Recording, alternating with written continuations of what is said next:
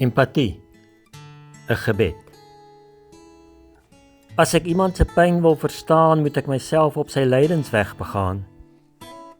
Maar Heer my God, dis so moeilik om my en ander se laste te stort. Ek moet kondisioneer na empatie, na die sin van nee voel as telepaat, sensories ingestel om onties iets te ken van 'n hart deur talle sware deurklief.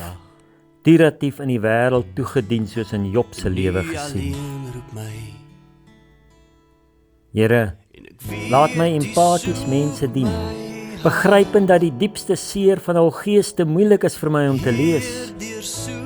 Gee my net 'n skreefie begrip eerder as 'n biblistiese wanbegrip. Met empatie kan ek in stilligheid luister, sonder om sinloos woorde te uiter.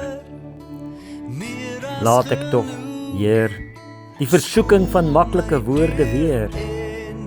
Laat ek nie lydendes probeer bekeer, maar van God se liefde leer.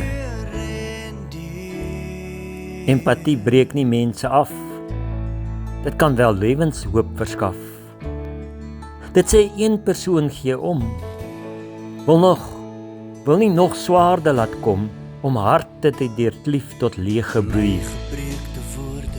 Empatie wil verstaan en hoop groei. 'n hand uitsteek, by mense kniel en hul breek. Ek kan nie die skerwe herbou, kan al net aan U toe vertrou. Sal U, o God, my gebroke empatie gebruik, om ander se onverstane pyn uit te stryk.